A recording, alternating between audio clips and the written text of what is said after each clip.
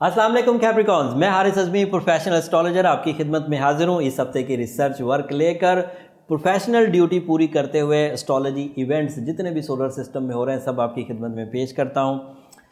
ये मेरे लिए एक ऑनर है कि आप लोगों की मोहब्बत की वजह से एस्ट्रोलॉजी, प्रोफेशनल एस्ट्रोलॉजी का ये सबसे बड़ा चैनल बन चुका है। मेरी कोशिश यही होती है कि मैं आपकी अच्छी खबरों को भी बयान करूं, आपकी जो थोड़ी अजीब खबरें जिसमें आपको मोहतात रहना है वो भी बयान करूं। अच्छी खबरों से आप अच्छा से अच्छा, बड़े से बड़ा फ़ायदा ले सकें अपनी परेशानियों को भी रिजॉल्व करने के लिए, और जो मेरे एक्सपीरियंस में गुजरे हुए रेमेडीज़ हैं वो भी मैं आपके सामने रख सकूं। उन्हीं खबरों को मद्देनज़र रखते हुए पिछले हफ्ते का जो मैंने इख्तिताम किया था वो मरकरी के पॉजिटिव होने पर आपको बताया था। इस हफ्ते वो मरकरी की पॉजिटिविटी और मैच्योर होती जा रही है। आपके यहाँ वो 4th हाउस में है। सो आप अक्ल को यूज़ करते हुए, दिमाग, फहम, फरासत, अपनी नॉलेज और अपने इदराक को यूज़ करते हुए अपनी इन्वेस्टमेंट से बड़े फ़ायदे इस हफ्ते ले पाएंगे। इस हफ्ते घर का बेचना, इस हफ्ते प्लॉट या प्रॉपर्टी में लेन देन करना आपके लिए मुस्बत रहने वाला है। इस हफ्ते अदरवाइज़ भी घर की लग्जरीज़ को तब्दील करना, डेवलप करना, रीफ्रेश करना, रिकंस्ट्रक्ट करना आपके लिए मुफीद रहेगा। मरकरी की ये अपीयरेंस जुपिटर की सपोर्ट के बगैर है। सो जुपिटर अगर होता तो ये सारी चीज़ें आपको कुछ लक फैक्टर भी दे देती, लेकिन क्योंकि जुपिटर रेट्रोग्रेशन में है तो उसकी वजह से हमें कोई थोड़ी सपोर्ट कम हुई है। लेकिन कम होने का मतलब ये नहीं कि हमारी सलाहियतें छिन गई, या हम लोग किसी बुरे दौर में दाखिल हो गए, या हम लोग अब कामयाब हो ही नहीं सकते, ऐसा हरगिज़ नहीं। बट एक मुफ्त का वसीला था, एक मुफ्त की प्लानिटी सेटअप था, एक मुफ्त की बहार थी जो हमें मुयस्सर थी। अब वो थोड़े से अरसे के लिए रुकी हुई है और उसकी रेमेडी मैं आपको दूंगा। बड़ी इफेक्टिव रेमेडी है। 10 तारीख से हमने शुरू की, 21 तारीख तक बड़े अच्छे रिजल्ट्स आए। 21 तारीख के बाद आज आपको दूसरी दफ़ा कहने लगा, और उससे पहले भी जो मेरे यहाँ जैसे मरकरी रेट्रोग्रेड था, उससे पहले डिफरेंट रेट्रोग्रेशंस गुजरी हैं सोलर सिस्टम में। हम लोगों ने एज अ प्रोफेशनल इसे बहुत उम्दा रेमेडी पाया। एंड पर बयान करूँगा। इस वक्त वीनस भी आपके यहाँ चौथे घर में है। वीनस के चौथे घर में होने से मरकरी जो प्लान बनाएगा, जो जहन में चलेंगे, वीनस की वजह से आप इत्मीनान से उन प्लान्स को पूरा कर पाएंगे, और इस इत्मीनान में सोशल सपोर्ट भी आपको मुयस्सर है। मुआशरती कनेक्शन, मुआशरती तल्लुकात या तल्लुकात आमा आपके लिए मुफीद रहेंगे। जिन लोगों से आप बात करेंगे, चाहे वो आपके जानने वाले हों या आपके जानने वाले ना हों, वहाँ से आपको सपोर्ट मिल जाएगी। आपका तर्ज़ गुफ्तगू ही उन पर बड़ा अच्छा इम्पैक्ट छोड़ेगा। उससे पीआर भी बढ़ेगी, उससे शोहरत भी बढ़ेगी। और मरकरी की वजह से जो आप लग्जूरियस डिसीजंस लेंगे, प्रॉपर्टी का ख़रीदना, बेचना, एग्रीकल्चर में कोई डिसीजंस लेना, या फिर तामीरात का कोई काम करना, घर की ताज़ीन व आराइश करना, घर का तब्दीली करना, ये सब आपको आप जहाँ जाकर ये बात करेंगे वहाँ पर आपके कानून का, आपके मंसूबे का, आपके नज़रिए का एहतराम किया जाएगा। तो ये आसानी पैदा कर देगा। और दूसरा फ़ायदा आपको जो हासिल होगा वो इस हफ्ते बड़ा, वो सन है। सन आपके यहाँ 5th हाउस में यूरेनस के साथ मुयस्सर। 5वां घर वैसे ही प्लानिंग्स का घर होता है। 5वें घर में कुदरती तौर पर डिसीजंस बड़े होते हैं। एक छोटी सी खबर मुबहम से अंदाज में आगे दूंगा। मैं अक्सर उस खबर को दरगुजर करके छोड़ के आगे निकल जाता हूँ। मतलब औलाद के होने की खबर, जो अक्सर लोग हमसे पूछते हैं औलाद कब होगी, कितनी होगी, जिन्स क्या होगी, अक्सर पूछते हैं। मैं हमेशा कह देता हूँ कि एस्ट्रोलॉजी में मैं कम अज़ कम इस रूल को फॉलो नहीं करता।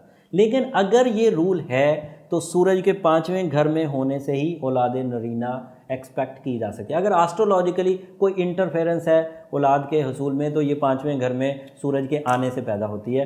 तो इस वक्त वो हज़रत ज़िक्रिया की दुआ जो है, जिसमें औलाद नरीना की दुआ की जाती है, अल्लाह ताला से अपना वारिस के लिए दुआ की जाती है, तो वो इस वक्त की जा सकती है। ये एक सब्जेक्ट से हट के बात है, लेकिन बहरहाल जो लोग इस अकीदे को मानते हैं वो ज़रूर इसको फॉलो कर लें।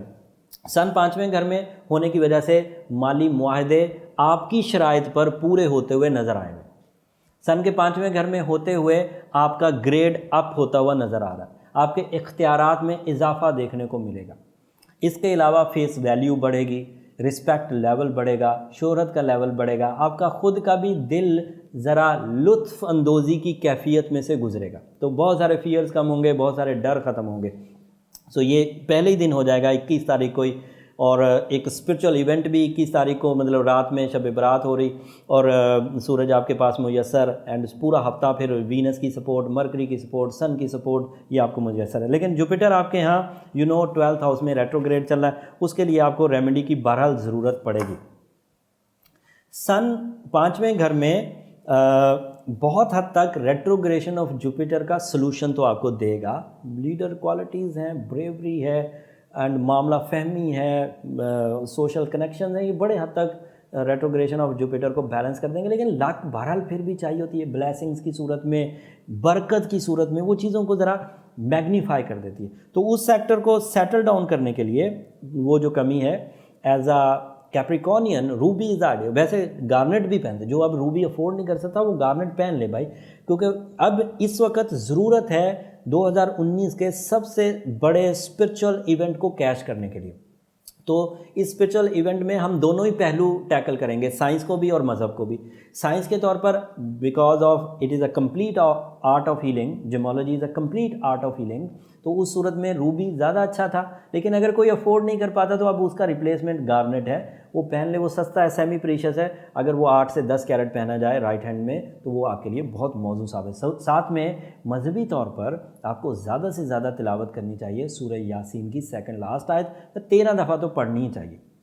और साथ में लक फैक्टर को इन्हेंस करने के लिए आपको आयतल कुर्सी ज़्यादा से ज़्यादा हर फ़र्ज़ नमाज के बाद आदत बना लीजिए इसे पढ़ने की, रमज़ान के आखिरी दिन तक या उसके बाद भी, मतलब आखिरी दिन तक तो मतलब एज अ वजीफ़ा पढ़ें। अगर आदत बन गई तो फिर तो सारी ज़िंदगी के लिए ये आपको फ़ायदा देगी।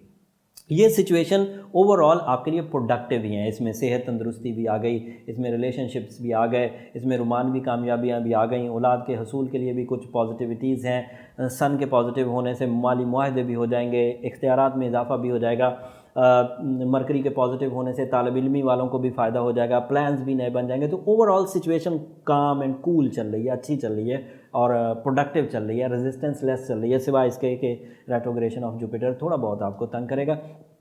सैटर्न भी आपके असेंडेंट पर है, लेकिन सैटर्न अगले हफ्ते रेट्रोग्रेड होने जा रहा है, and this is another news, वो अगले हफ्ते बयान करूँगा, वो बड़ी न्यूज़ है।